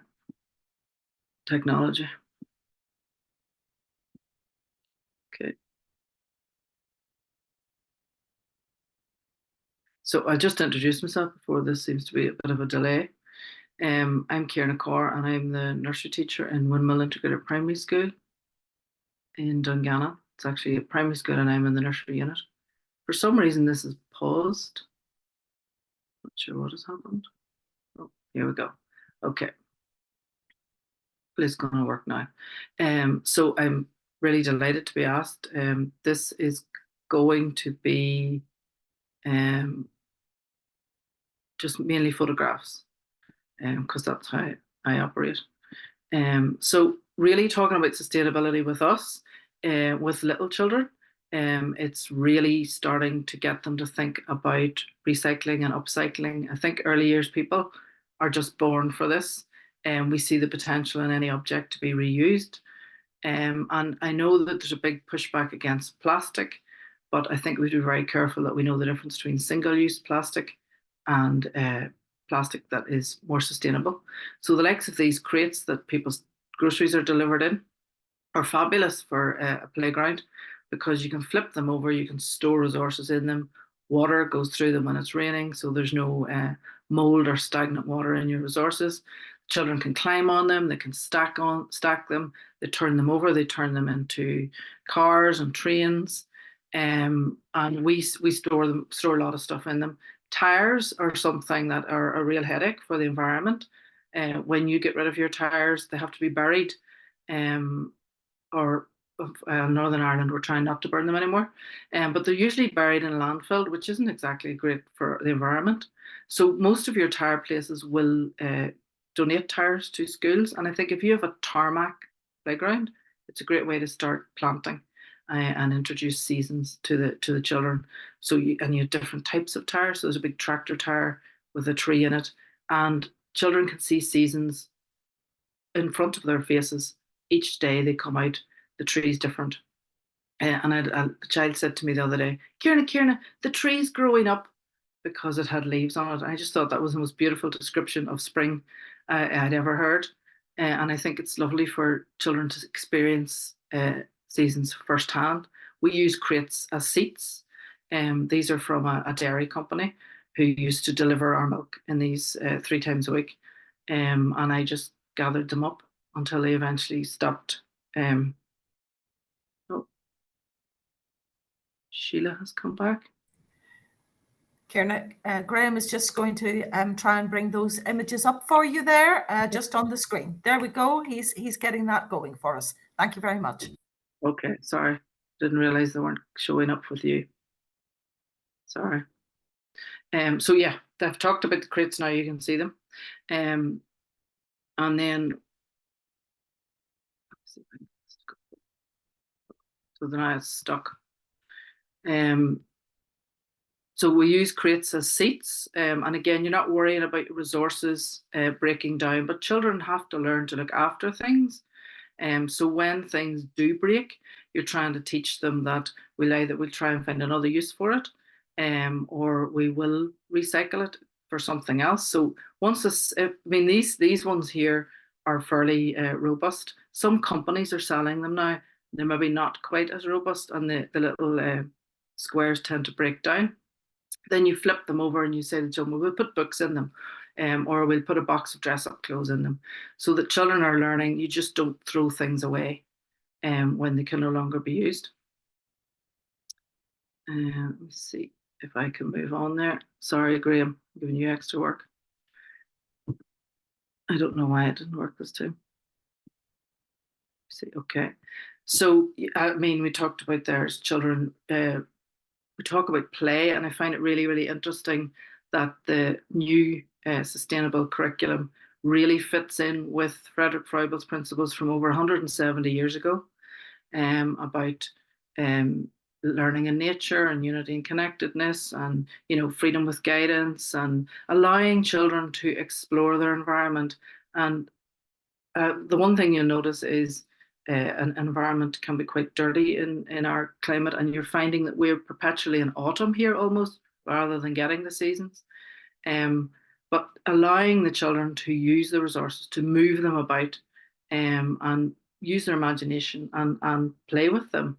So instead of buying really expensive resources, and then you're worrying about children moving them about, or sitting in them, or climbing on them, or taking them out on a muddy playground. When it's recycled stuff and stuff that you've gathered, you're not as precious about it. And although you're teaching the children to look after them, it's not the same as when you've spent an absolute fortune on really expensive equipment. And I think Diane talked about that as well. It's not about just creating a perfect outdoor environment and a fence appearing and the children not knowing where the fence came from or what it's for. It's encouraging children to get involved in the making of the environment. So thanks, Graham. And one thing that we're very conscious of when you work with little children is how much paper, paint, glue that you go through with small children, because especially 3 and 4 year olds, when they start school, they just want to paint. They just want to put paint all over a page and might paint something and cover it up. And we found that we were going through an awful lot of consumables, and it just didn't feel right. So yes, we do paint with the children, but more often than not, we use whiteboards. And I also find that the children are happier drawing on a whiteboard because it's not committed forever. If they make a mistake, they can rub it out and start again. And we have little whiteboards and big whiteboards. And it is teaching the children that paper is a precious resource and not something to just use a corner of and then throw away. And also, we had to bring families on board to explain that there wasn't going to be something going home every day. Now, the odd time we will notice a whiteboard missing and someone's tried to take it home, and you have to explain to them that it's not a page and it has to stay in school. But I would encourage schools to think more about using whiteboards and not always about the consumables. I think that's a really important lesson for our children. Okay, I think I've just another whiteboard picture there. Graham, I'm really sorry. So again, it's just teaching them about sustainability through that. Yep, thank you, Graham. Sorry about this. I think water barrels are an invaluable feature of any playground, and we're very fortunate in the north that our water environment give them out to schools freely each year. You have to apply, and you might not get one this year, but you might get one the next year. And we tend to get a new one maybe every 3-4 years. You find the tap wears out because the children are playing with it so much. But it's really important to teach our young children that they can't just turn a tap on and have water when they want it. And interestingly enough, it's not as wet here as you think it is. There are weeks where there is no water and the children are just gutted because they can't play with water. And the excitement of a small child running in on a rainy day, so excited that there's going to be water, and their parents are a bit baffled as to why they're so happy with water and to see rain. But it's teaching our children that rain has a purpose, and that it's to be celebrated. And it's I think really good for, we talk about mental health as well, we talked about earlier on. We don't want our young children waiting for blue sky sunny days to be happy and to be out in nature. So it's about teaching them why we need rain, why it's important, what things can we do with the rain, and to enjoy being outdoors in all weathers. Thanks, Graham. They're not my original idea, but they're known as bottle babies. And they came from a book by Carol Kronowich called The Out of Sync Child Has Fun. And it was really, she talked about sensory processing long before anybody else. But these are an invaluable resource in any playground. So it's just 2-litre bottles and you fill them with coloured water. You can put things inside them. But as we're on a sustainability road now, we're not going to mention glitter or anything like that. But you can put things that are like we end up with pen lids at the end of the year, or bits of toys that are broken. You can put them in the bottles. We don't seal them, but I am working with 3 and 4 year olds. We just close them really tightly. We introduce them to the children as bottle babies, and their initial idea is for proprioception and heavy work, but the children will use them whatever way they want. Now, they may lay dormant for months and months and no one looks at them, and then someone just rediscovers them and they're all over the playground. They'll use them for bowling. They'll use them as pretending they're ice cream. They can be nail polish. Some children will actually treat them like babies and carry them about. On a sunny day, there's always someone who discovers if they line them up, they can make a rainbow. And I think it's the ultimate way to teach children to look at resources with a renewed eye. So when you drink a bottle, it doesn't have to go in the bin. It can become something else. And I think some of us of a certain age will remember the fairy liquid ad where the little boy was waiting and waiting and waiting for the bottle to make it into a rocket. And it's getting our children to think about objects. What else could this be? And I think I'm very lucky to work with this age group. Andrea was saying we can't all be scientists, but I actually believe all 3 and 4 year olds are natural scientists. We kind of knock it out of them a wee bit. But that age group can see the potential of anything, and they just can't wait to see what could they do with any object. So I think it's a free resource. And as I say, I've had practitioners making them and they say, the children don't play with them. That's okay. They will come back to, I'm sure they don't play with all the resources all the time. So, but I would say, ask your parents for bottles and build up your resource. And every year we let the children pick a bottle to take home, and the excitement of taking home a bottle baby. And it's lovely to see even the families excited about it. And then they'd send me pictures of more bottle babies that they've made at home. Thank you, Graham. That's just about upcycling again. Whenever our school was being built, these cable reels were being used to put in the electrics, and we asked for them. And if you put a tablecloth over the top, it's perfect table. It's perfect height for 3-4-year-olds to play on. And we've even bigger ones that they can climb on and jump off. But it's teaching them that an object that had a really good purpose for a workman can also be used by them. I think that's just an important message. I think you talked about it as well, using real things with children. So this is giving them an idea of what a cable reel is in a workplace, and then what we can use it for in school. Thank you, Graham. A big thing for us was when we moved into our new school, we suddenly had paper towel dispensers, and it really didn't sit right with me that we were using blue paper towels every day. And as you can imagine, with 3 and 4-year-olds, they'll pull out 5 or 6 to dry their hands. So we talked about it as a staff, and we agreed that we would go back to using towels. Now, when my mum taught, each child would have had a towel. I can remember that. But we decided that we would use tea towels, and we would just change them through the day. And we bought a load of tea towels from a certain supermarket, beginning with S, because they had a little loop. And we just changed them each day, and we haven't had outbreaks of hand, foot and mouth. It was fine all through COVID. So I think it's about challenging yourself to have a look at the school and see what practices that we used to do that we could bring back. Thank you. And we also brought back bars of soap.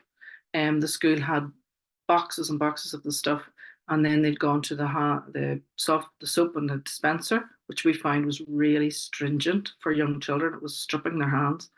And we just thought, right, we'll go back to soap. We just rinse it out every day at the end of use.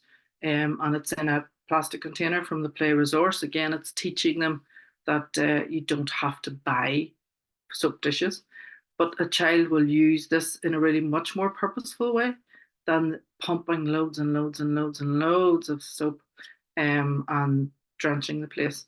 And I think it's almost like going back to how it was when we were at school.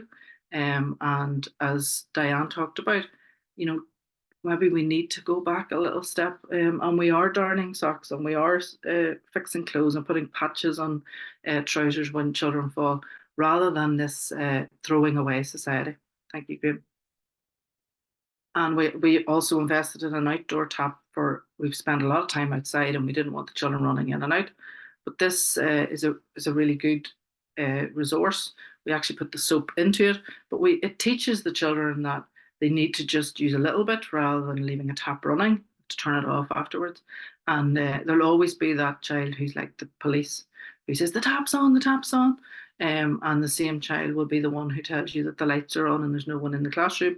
And I think it's really good to start with 3-year-olds and teaching them that we shouldn't leave lights on when we're not in. And if it's a sunny day, we don't need the lights on. And lights in school settings can be quite harsh anyway. But I think we start with the little ones, and the little ones, as Andrew says, they'll bring the message home, and they'll be telling the parents to turn the lights off when they leave a room. Thank you. Diane talked about looking after the non-humans in our environment, and I think having pets is a really good way to do that. We're very fortunate we have 3 guinea pigs. And for the children, they learn, it's really nice when they're settling in, they learn to feed them and look after them, but they also see that in autumn and winter, there isn't enough grass for the guinea pigs. So they will bring in food from home for them. And then the excitement the past few weeks when they've found dandelions, and they know that that's the guinea pig's favourite food. And it's teaching them that all creatures have a right to exist as well. And that initially you'll find most young children will go to kill spiders and snails and bugs. And it's teaching them that no, they all have a right to live beside us.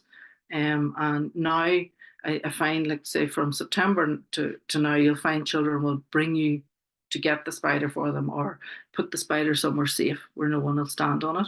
And it is teaching them that we have to coexist.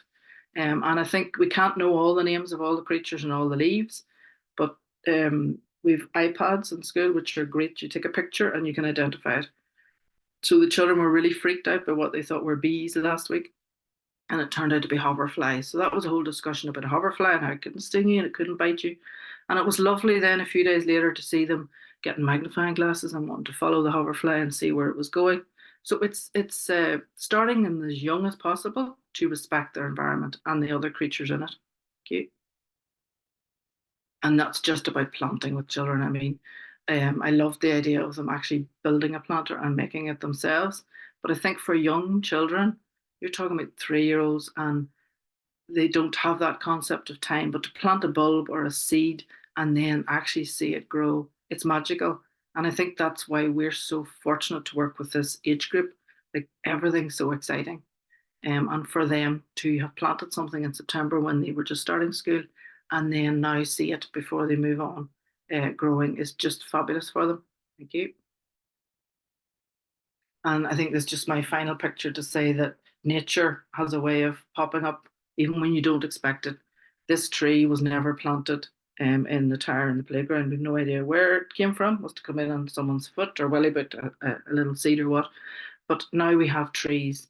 And I think if you have a tarmac playground, it's really important to try and have trees and let children actually see things firsthand, see seasons, hear birds, see birds.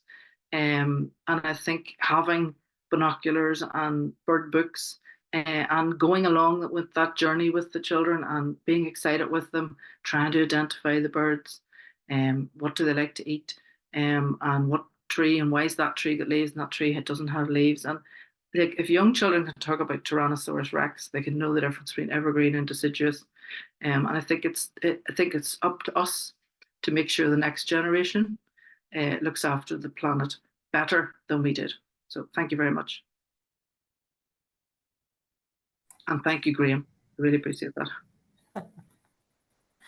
Technology is a wonderful thing, Kierna, but only when it works. Well, I have to say, Kierna, as a former nursery school teacher myself with a background in chemistry, I couldn't agree with you more. All children are scientists. And I came from an era when every child had their own towel on a little peg. So I'm showing my age. Well, that was a fantastic illustration of your work in Windmill. And really, it couldn't have illustrated better how much we can embed sustainability in children's everyday experiences in school. So our final presentation now, I'm calling upon one of our BEd students, Aisling McCabe. And Aisling is going to share with us a project that she undertook during a recent school-based work period of teaching practice. So over to you, Aisling. That's great. Thank you very much. And hello, everybody. Yes, I'm Aisling, and I am a final year student studying primary at Stranmillis University College. I was indeed lucky enough to take that module by Andrea Doherty and Dr John McCulloch as well last year on teaching sustainability and climate change in the classroom. I'll openly admit now that I am a Key Stage 2 specialist as well, but I have taught across all key stages, and I think it's just as important to focus on sustainability from that early stage in primary education as well. Now, that itself is a subject that I am very passionate about, and I'll openly admit that I'm not too much of an expert, but I'm learning every day, and I also learn so much from the pupils as well in the classroom, which is the beauty of this job as well. I've been introducing the new key vocabulary, sustainability, climate change, global warming, just putting that in there from the classroom at that early stage. And then the learning would be consolidated as the pupils progress through primary school and then move on to post-primary school as well. Even asking questions and getting pupils to think about their actions at the start in primary education, I think is so important. For example, if the P7s come in one day and take away the blue bin for recycling, maybe just stop and say, well, hold on, and say you're talking to a foundation stage primary class. What are they doing? What is recycling? Why is it important that we are recycling? And then hopefully they'll take key messages home with them and provide them to their parents, who will also maybe follow suit and do similar things at home. It's also a good opportunity, I think, to talk about an eco-council within the school and start that from the early stage and move up throughout the school as well. And the main thing I wanted to show and discuss whenever I was teaching these lessons is I wanted the pupils to want to make a difference themselves. I was very conscious that I didn't want to preach too much or scare them in any way. I wanted the pupils to indeed want to make a difference themselves and know that they are just as important as the rest of us. They don't need to wait until they're 18 to vote. They don't need to wait until they're older or stronger or have money, or it's up to them. They they know now they can make a difference, and it's all about educating them to follow suit and make their own choices. So when planning and reflecting upon my lessons, I did want to refer to these development goals, or SDGs as we know them as well. I've circled in black the goals that I think I have covered over about 6 or 7 lessons, but also I have green circles that I'll show as well, that I think with a little bit more class discussion and maybe more KWL activities, I could have instilled a lot more when referring to my sustainable lessons in the early years. Number 11, for example, I could have maybe referred to Belfast as an example. They're hoping to let it become a green city. And I could have referred to 40,000 more trees have been planted in Northern Ireland over the last year, which I could instill among a deforestation lesson or sustainable palm oil lesson, and get the pupils to think, well, how does that make them feel? Is that a good thing? Is it a bad thing? And we're thinking about the pros and cons, benefits, challenges, and that's how the lessons progressed. I'll move on to my next slide if you can see it. Yes. Okay, here we have my lesson themes. As you can see, they are quite varied, but I like to think of them all as a jigsaw puzzle, or at least a little piece each lesson, because in my view, these are very interlinked with very interlinked key questions, learning by inquiry, and STEM as well, STEM-based learning. And then the key questions would be interlinked themselves and showing progression as the lessons go on.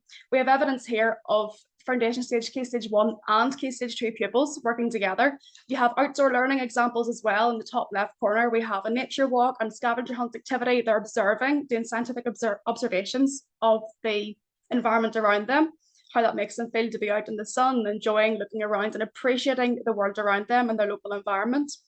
Down below that, we have group work. So it's great to see pupils who are working together, working alongside their peers and sharing experiences and opinions between themselves.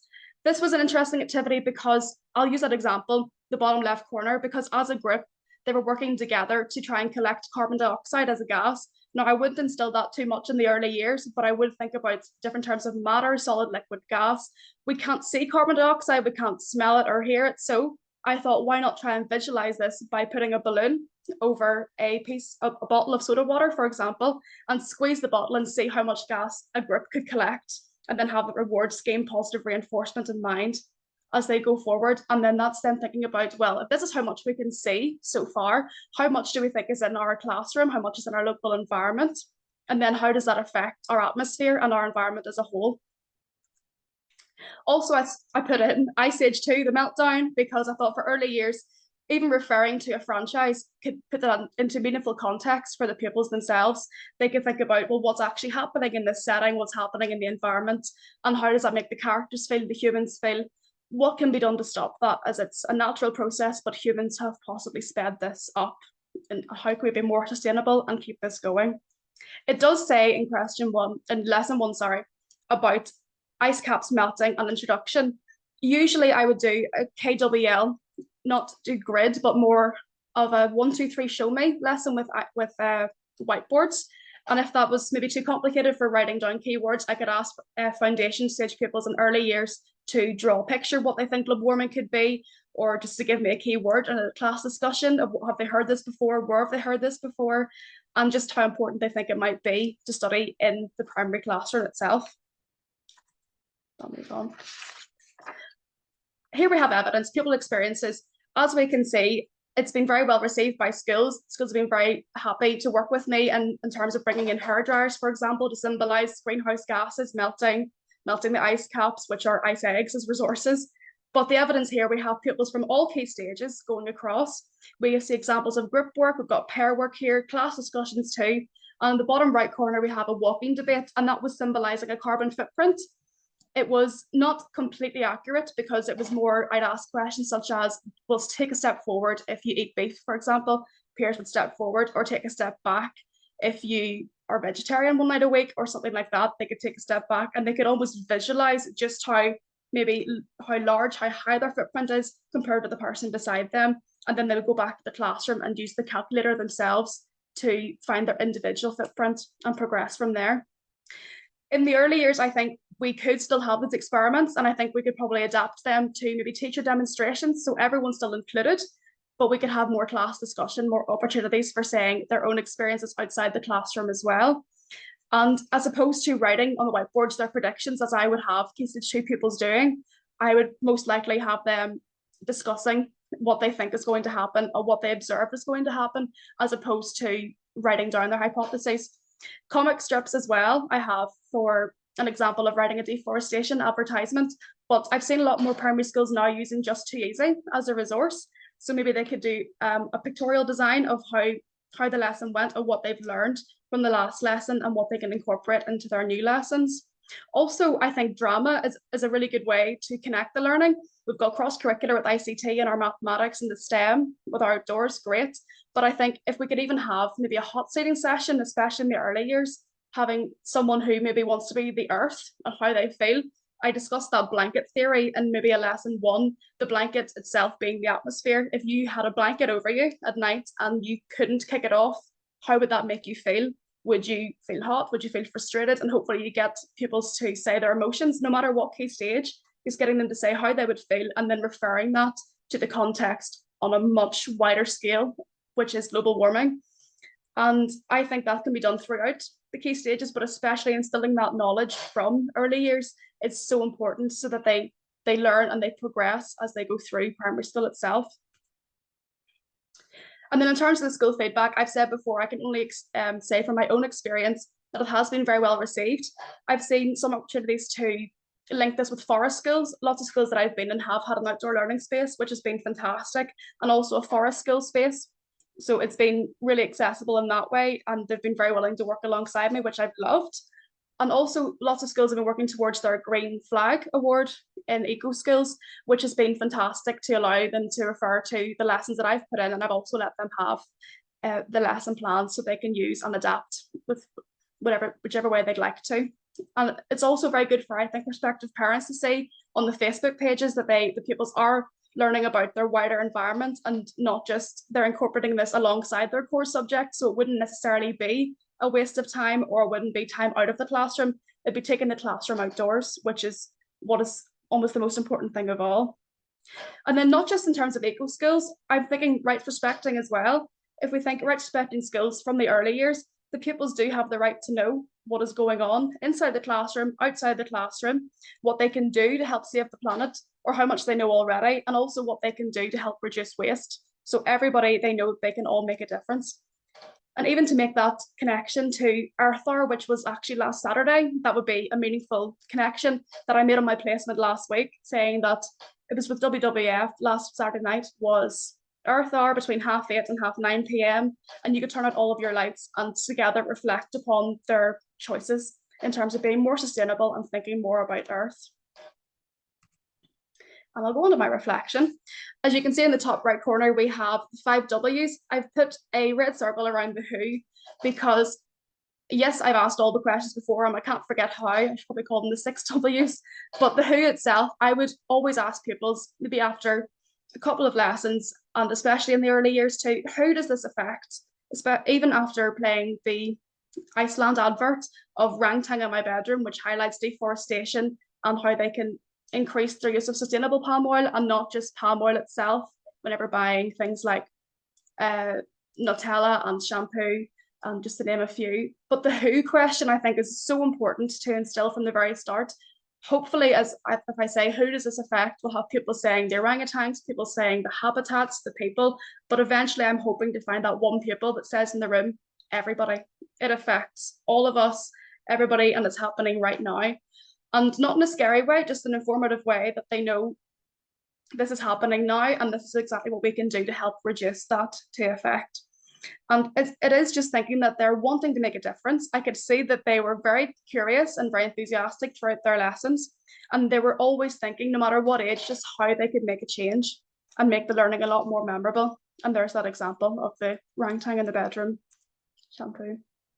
And just to finish off, this is an example from my deforestation lesson. I'd have maybe a slide at the end of every PowerPoint and it would show, I'd ask as a class discussion, well, after watching this video or after making our comic strip or working on Just Too Easy, what do you think we can do to help? It's always little small steps. I wouldn't bombard them with too much information at the start, but what can we do to help? And I'd take a few answers and I'd positive reinforcement throughout. And I would suggest Ecosia, for example, instead of using Google as a search browser, maybe use Ecosia instead. Every 45 searches plants a tree or helps to plant a tree with that charity. We had lots of pupils going home asking their parents if they could adopt an orangutan after the deforestation lesson, and then wanting to work alongside with Iceland with their sustainable palm oil. And I put up a galaxy bar as a resource if we had a quiz or a discussion from the last lesson, because it's highlighting that sustainability of the Rainforest Alliance, Cocoa Life, or something similar to that sense. And then all that's left for me to say is thank you so much for listening. I hope it was insightful, and I've really enjoyed speaking at today's webinar. Thank you. I'll pause now. Aisling, thank you so much for sharing your practice from your recent school-based work. I think it's very impressive, and I encourage you strongly to continue with your passion for you know, all of these things that you can have an influence on in your future career as a teacher. Well done. Well, that concludes the presentations from our guest speakers today in our sustainability seminar. And I hope, just like myself, watching along and learning so much from all of the presentations, that you have been as impressed as I have been in the potential that we have across all phases of early education, but particularly in the early years, to really make a difference to children's lives now, to their families and their communities, but also to influence, you know, really, how can we go forward as a society, as a global community? I just want to turn to the little quick Q&A section now, which people have been populating as we have been talking.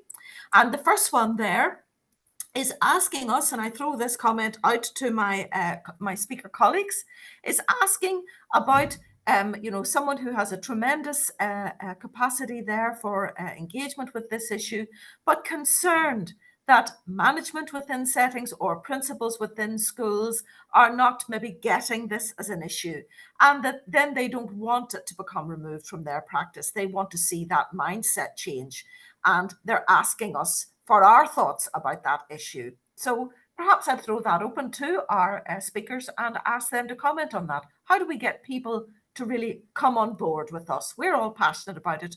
How do we influence others?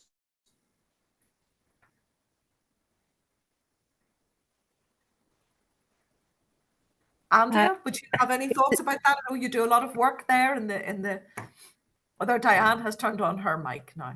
I was just going to say it's a difficult problem. I highlighted in my presentation the Brundtland report was 33 years ago, and I feel as though we're still in the same situation.